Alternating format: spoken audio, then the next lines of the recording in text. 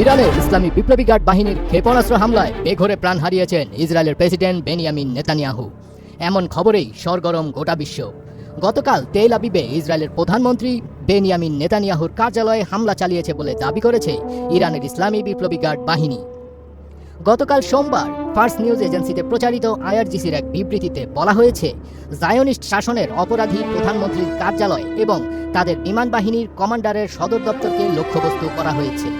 এ হামলায় খাইবার ক্ষেপণাস্ত্র ব্যবহার করা হয়েছে বলে জানিয়েছে আইআরজিসি। ইসরায়েলি প্রধানমন্ত্রীর কার্যালয়ে হামলার খবর মিললেও সে সময় নেতানিয়াহু কোথায় ছিলেন তা এখনও নিশ্চিতভাবে জানা যায়নি।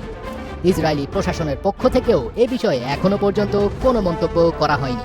ইসরায়েলি সংবাদ মাধ্যমগুলো বলছে, একই স্থানে ইরানি ক্ষেপণাস্ত্র হামলার পর নেতানিয়াহু বেত শেমেশে তার নির্ধারিত সফর বাতিল করেন।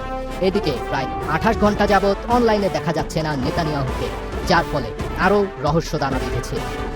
অন্যদিকে ইরানের সামরিক বাহিনী এখনও সক্রিয় থাকায় দেশটির শাসক গোষ্ঠীকে উৎখাত করাটা কঠিন মনে করছেন যুক্তরাষ্ট্রের কেন্দ্রীয় তদন্ত সংস্থার সাবেক পরিচালক ডেভিড পেট্রাউ। কারণ হিসেবে সাবেক মার্কিন গোয়েন্দা কর্মকর্তা বলেন, সমস্যা হলো কোনো দেশের নিয়ন্ত্রণ নেওয়া বেশ কঠিন যদি সেখানে লাখ লাখ সদস্যের সশস্ত্র ও সংগঠিত বাহিনী মাঠে উপস্থিত থাকে। অন্যদিকে পারস্য উপসাগরে মার্কিন বিমানবাহী রণতরী ইউএসএস আব্রাহাম লিঙ্কনে ক্ষেপণাস্ত্র হামলার দাবি করেছে ইরানের রেভলিউশনারি গার্ডস।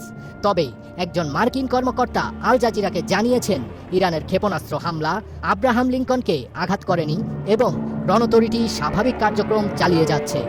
যদিও এর পক্ষে কোনো প্রমাণ দেখাতে পারেননি তিনি। টানা 3 দিন ধরে যুদ্ধের আগুনে দাউ দাউ করে পুড়ছে মধ্যপ্রাচ্য।